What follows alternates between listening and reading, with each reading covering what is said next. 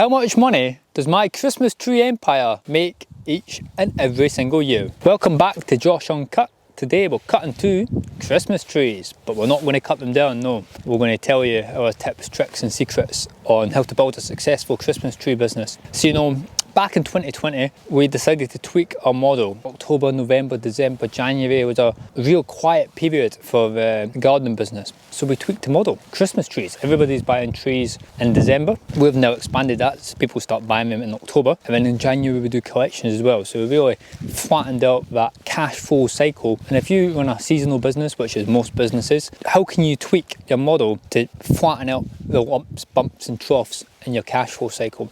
So back in 2020, decided to start selling Christmas trees. We done about £10,000 worth of trees and lost money doing it in the process. 2021, we done about £20,000 worth of trees and lost money in the process of doing it. And I thought, I'm not going to give up, I'm going to go again. So 2022, we hit big and we done £30,000 of trees. That was excellent. And then in 2024, we doubled it and done £60,000 on Christmas trees, and that was really profitable. We're going to dive in to show you how profitable selling Christmas trees really are, and how does this farm operate, because this is fascinating. Acres and acres, thousands of acres. We didn't even know how many trees they had on site. All we know is they harvest about 30,000 trees. So that just shows you how big this place is. This is our supplier's farm, absolutely beautiful. It's up in Stirling in Scotland. We've got Ben Woman away over there. You can't quite see it because of the clouds today, but it's really nestled in the hills, rolling hills over there.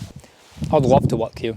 Well, the guys did say it's a bit of a microclimate. When it's nice, but when it's not nice, it's not nice. Let's discuss a journey of a tree from where it comes from to how it lands up on your door. What the farm does, they buy in trees about that size as seedlings, and then they plant them. So every year they'll plant more trees because they cut trees down, and then they'll plant some more each year, so it's constantly on a rotation. It's a constant conveyor belt of buying stock to replant, to grow, to sell again. The smallest tree that we normally do is like 4 foot, so it's always 4 years you have to wait before we see that cash flow cycle. That's a long cash flow cycle.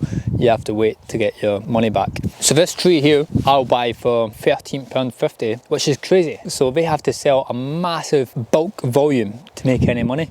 So they've put 6 years of work to get £13.50. Now great, because they've got fields and fields of £13.50, so it works, but it just shows you the amount of effort you have to go to make this really work. But for that £13.50, all these trees are pruned by hand every single year, and we have to spray off all the weeds in the field as well. So there's a lot of maintenance you have to do. Good luck to the poor person having to prune them all by hand, but that's what we do to get your beautiful trees. So eventually we get to the tree that we want to sell. They go around, grade them all, standard or premium. We tag them all and decide what height we're going to sell it at. Now from there, we then have to harvest all the trees, which starts in October. It has to be done when the tree's dormant, so we have to wait on the temperature cooling. And then we cut the tree, and then you have to leave the tree lying on the ground for 10 to 14 days before you can move it. Move it too quickly, and all the needles will fall off it when it lands at the supplier. So it's real intricate. And then we have to get them from here to the depot, which is a couple miles that way because this farm is so big. Then we have to put them onto pallets, and we have to package it up. Then it has to go on a lorry.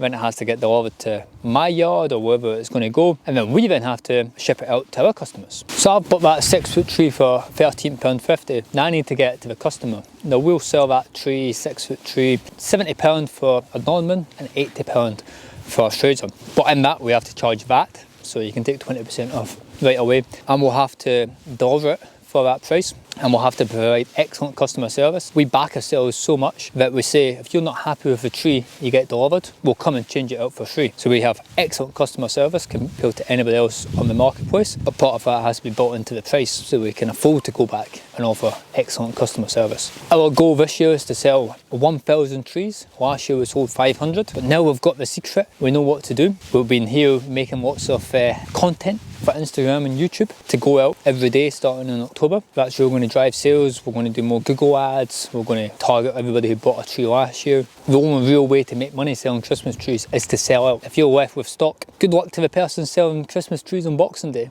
So we've got 2 rows, Nordman firs and Fraser firs, both grown in the same field, both cost the exact same to produce. Get this, we sell them at different prices. Do you know what that's called, guys? Premium pricing, pricing architecture. There's always somebody who wants to fly first class.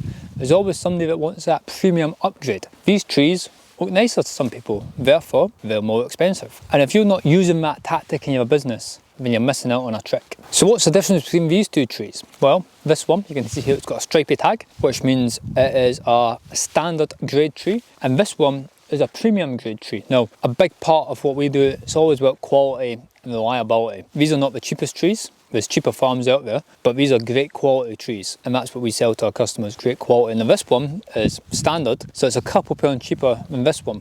And it just means it's not perfectly aligned and it's not the perfect Christmas tree. But for us, we only buy premium.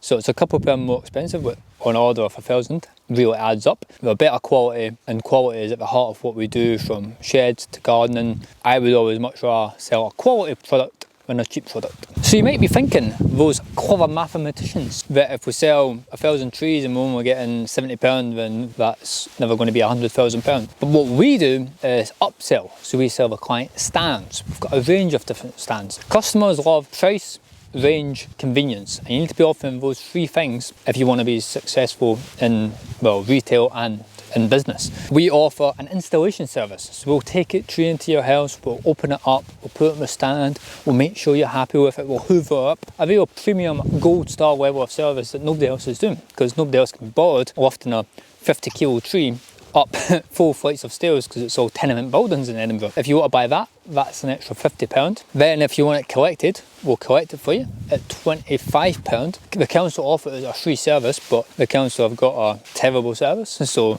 people pay us to come and take it away because they want it out of their hair. Then we offer the stands. Average order value on a stand's £30. So altogether, average order value on trees is about £110, which is massive considering the trees maybe only £60–70. You know, we're doubling the order. There's so much more profit in increasing the average spend, because that average spend all drops to the bottom line, rather than trying to get a new customer. There's much less profit. People say to me, Josh, you should buy the Christmas tree farm, but I'm not going to, because I don't like the business model. Great guys here, nothing against him, but in terms of a business, you have to work all year to get paid once per year, so your cash flow cycle is pretty big. You have to plant your stock, and you could be waiting 6, 7, 8, 9, 10 years on a return. Don't get me wrong, once that comes through, it's a great return. There's a lot of risk, you know, your trees could get diseased and you could lose all your stock. And for me, it's all wholesale, so it's business to business mostly, which I'm not a big fan of. I like a little bit of that, but I like to get a little bit of money from a lot of the people a lot of the time, rather than a big bit of money from a small number of people. So as a business model, it's not something I would want to own. But for us selling Christmas trees, we tweaked our model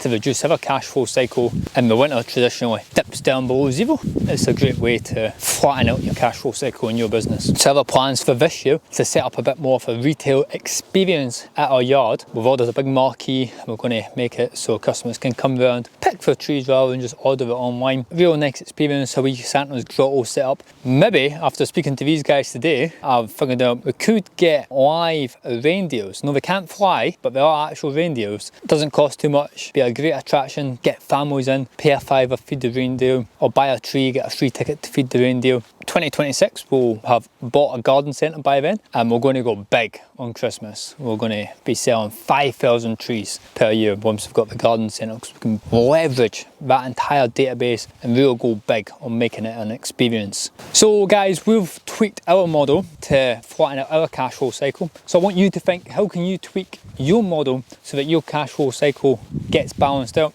We want to be the biggest and best seller of Christmas trees in Edinburgh. We want to be number one, not there yet, but we're going to be there. If you are thinking of doing something like this, or selling products and you're in a service-based business, remember, customers want price, range and convenience. Rule number one is retail is detail. So thanks for watching guys. Please like, subscribe, drop me any questions in the comments below, and I'll see you next week.